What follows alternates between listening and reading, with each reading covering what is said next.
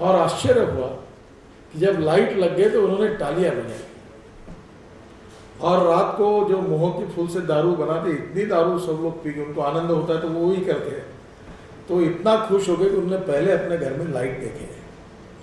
क्या हम ये कल्पना कर सकते?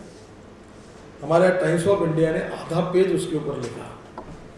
जो पत्रकार देखने के लिए गए थे उनके इसमें ध्यान में है कि कितना बड़ा चमत्कार हुआ है। मुझे लगता है ऐसे बहुत क्षेत्र है जो आह्वानात्मक है और भारतीय जनता पार्टी में ऊर्जा रखने वाले असंख्य कार्यकर्ता हैं जिनमें क्षमता है।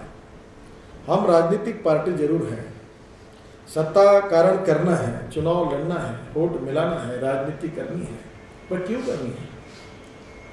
क्या किसी एक व्यक्ति को मुख्यमंत्री बनाया, प्रधानमंत्री बनाया, मंत्री बनाया तो क्या हमारा ध्येय पूरा हो जाएगा?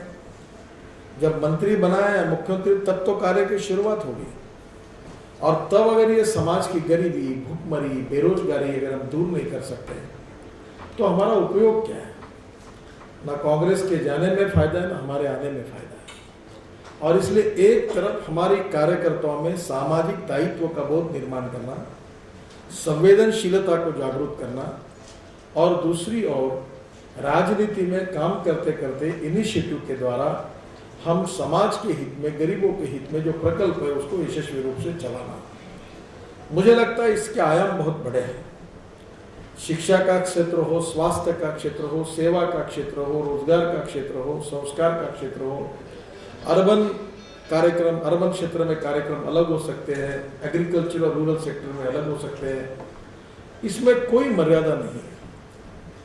कभी कभी ये बातें आती नहीं, आपको पता होगा कि सरस्वती शिशु मंदिर के रूप में अपने कुछ कार्यकर्ता, कुछ स्वयंसेवक काम करते हैं, 3,70,000 शिशु मंदिर चलाते हैं।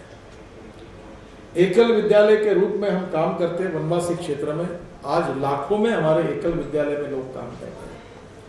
आज अनेक गांव ऐसे जहां स्वास्थ्य के लिए कोई चेकअप नहीं होता। लोग ऐसे मर रहे कि अनेक जगह मैं अनुभव कर रहा हूँ। जब जब भी मैं गांव जाता हूँ, मेरे अभी तक मैं 1450-1500 हार्ट के ऑपरेशंस मैंने पूरे किए। तो हर बार जाता हूँ तो 2-3 लोग मिलते हैं और जब मैं उनको मिलता हूँ तो वो मरने के कगार पर खड़े रहते, उनके मेरे पास घर पर आने के लिए भी पैसे नहीं होते हैं।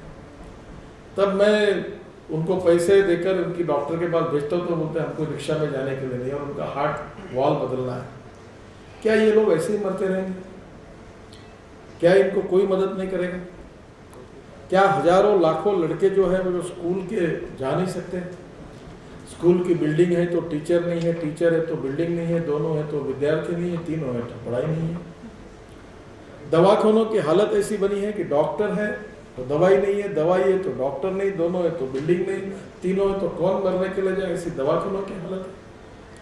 स्वाधीनता के 63 साल के बाद चर्चा यही हो रही कि गांव में रोड नहीं, पीने को पानी नहीं, बिजली नहीं और खेत को पानी नहीं और युवाओं के हाथों को रोजगार नहीं। क्यों नहीं ये सुधर सकता?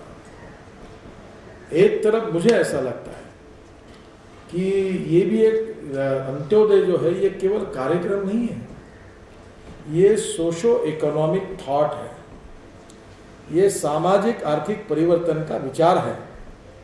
जिस कम्युनिस्ट और साम्यवादी विचारधारा रखते समय कार्ल मार्क्स से लेनिन से लेकर माओ तक अपनी लेफ्ट विचारधारा में उन्होंने जो गांव, गरीब, मजदूर, किसान के कल्याण की बात की है, वही बात हम कृति में लाकर हमारे संवेदनशीलता का परिचय देकर समाज में कर रहे हैं। कितने एमएलए, एमपी, मंत्री अगर सब ताकत लगाकर काम करें तो कितना बड़ा काम हो सकता है? बहुत बड़ा काम हो सकता है। और इस काम से राजनीतिक विश्वासार्हता भी बढ़ेगी और आपको एडवर्टाइजमेंट देने की जरूरत नहीं पड़ेगी। कोई टीवी पर और कोई अखबार में आपका नाम आता है, इसकी जरूरत नहीं है। आप चुनाव में खड़े हो जाओ, आपको वोट मिल जाएंगे। इतना इसका परिणाम है कि मैं आपको बताता हूँ कि आप उसकी कल्पना नहीं कर सकते। मैं हमारे चारों पांचों क्षेत्रों में शुगर फैक्ट्री का नेटवर्क से काम करता हूँ। 5,000 लोगों को रोजगार मिला है और 2 लाख किसानों का भला होता है। अब धीरे धीरे उसमें से मैं बिजली भी तैयार करता हूँ, इथेनॉल, बायोडीजल, बहुत प्रकल्पों में काम करता हूँ। अब मैं कोई भी गांव में जाता हूँ और किसानों का सम्मेलन होता है तो 40 से 50 हज़ार लोग आते हैं एक बस में, कोई आता नहीं, कोई टिकट देता नहीं, कोई खाना खिलाता नहीं, कुछ नहीं, लोग आके बैठे चुपचाप बैठे रहते हैं। अभी एक कृषि प्रदर्शन हुआ तो किसान आए और 4000 किसान 4 घंटे डायरी लेकर बैठे और लिखते थे कि कैसा गन्ना लगाना, कैसा करना। ये गरीब लोग हैं, ये सीधे लोग हैं। आप इनमें काम करो, आप उनको जीवन में जीने का मार्ग बताओ, आप उनके जीवन का जो अंधेरा है वो दूर करो, आप स्वाभिमान से जीने का मार्ग बताओ। और अगर वो मार्ग दिखाकर अगर वो सही में अपने जीवन में अगर यशस्वी होते हैं तो आपको वो कभी नहीं भूल सकते। आपको जरूरत नहीं है सभा लेकर भाषण देने की, मुझे वोट दो, वो आपको देने ही वाले हैं। ये उसका साइड इफेक्ट है। वोट मिलाने के लिए हम ये काम नहीं कर रहे। हम जिस संगठन में तैयार हुए हैं, जिन विचारों की विरासत लेकर हम चल रहे हैं, जिसके कारण हजारों लाखों कार्यकर्ताओं ने अपने जीवन को समर्पित किया है। ये स्टेज पर बैठे हुए 3 लोग महानुभाव ऐसे हैं, अविवाहित हैं, प्रचारक हैं, और उन्होंने अपने जीवन को आज तक अपने समाज सेवा के लिए, देश सेवा के लिए समर्पित किया है। ये प्रेरणा कहाँ से आई है? इसका कारण क्या है? चाहे दुनिया की नज़रों में अगर कोई व्यक्ति अपना घर दार छोड़कर, कोई इंजीनियर है, कोई डॉक्टर है, पढ़ा लिखा आदमी, कोई टिकट नहीं मांगता, कोई पोस्ट नहीं मांगता और समाज के लिए रात दिन काम करता है, तो क्या पागल हो गया क्या वो? उसका मोटिवेशन, इंस्पायरेशन क्या है? वो क्यों ये काम कर रहा है? क्योंकि उसके मन में पंडित दीनदयाल उपाध्याय जी हो, राष्ट्रीय स्वयंसेवक संघ और विद्यार्थी परिषद में हम सबको मिले हुए संस्कार हो, या भारतीय जनसंघ और भारतीय जनता पार्टी में हमारे अनेक लोगों ने अपने कार्य से जो विचार हमारे मन में निर्माण किया हो, उसके प्रेरणा स्वरूप हम लोग एक जनरेशन से दूसरी जनरेशन तक काम कर रहे हैं। दत्तोबंद ठेंगड़ी जी कहते थे कि every politician thinks about is next election, और एवरी सोशियो इकोनॉमिक रिफॉर्मर वो ही thinks from century to century. सामाजिक आर्थिक परिवर्तन जो है जिसको करना है उसको 100 साल का विचार करना होता है। मैं विश्वास के साथ कह सकता हूँ कि गरीबी दूर हो सकती है, बेरोजगारों को रोजगार मिल सकता है, गांवों का विकास हो सकता है, और मैं पूरे विश्वास के साथ कह सकता हूँ कि शहर के लोग फिर से एक बार गांवों की तरफ जा सकते हैं। Nothing is impossible. हमारे जो प्रश्न और समस्याओं का सामना कर रहे हैं उसका संबंध किसी व्यक्ति की जात, पंथ, धर्म, भाषा और सेक्स से नहीं है।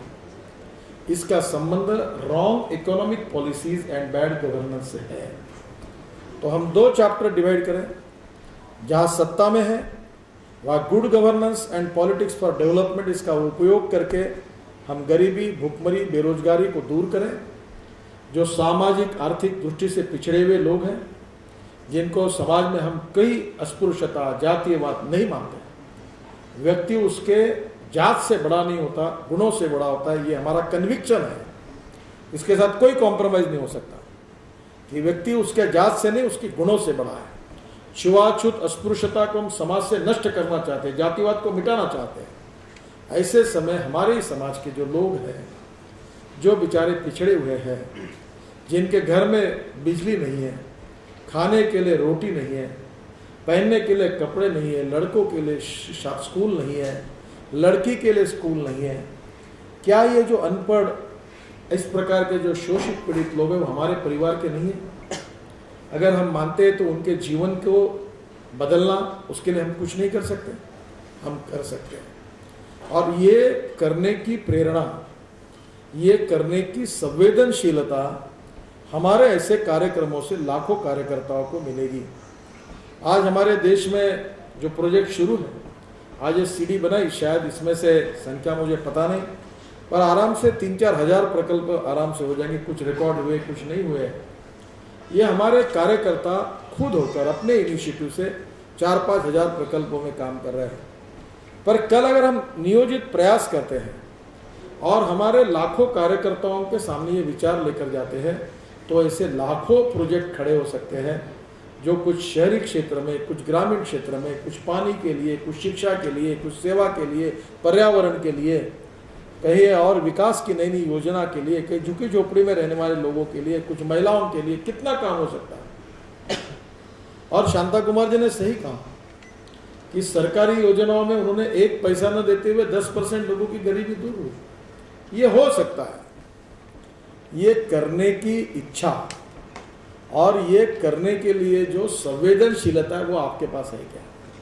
ये नाटकबाजी बहुत लोग करते हैं, ये हिपोक्रेसी की जरूरत नहीं है कि वो नाग एक कॉपी बांटने के फोटो कर रहे, दवाई दे रहे, डॉक्टर बैठा, हम बाजू में बैठे दौड़ दौड़ करते हैं, हमको बुलाते हैं, धक्के मारते, टीवी वाले फोटो लेते, फिर एक आदमी खुद सो जाता है, फिर उसका ब्लड निकालना शुरू होता है, 4 लोग खड़े होते हैं, एक फोटो निकालते हैं, चाय पानी नाश्ता करते, लीडर भाग जाता है, 10-20 लोग ब्लड देते और चले जाते। ये नाटकबाजी मत करिए, अगर करना है तो मन से करना है और आपका राजनीतिक कार्य संभाल कर करिए। और मैं ये मानता हूँ कि this is a true politics.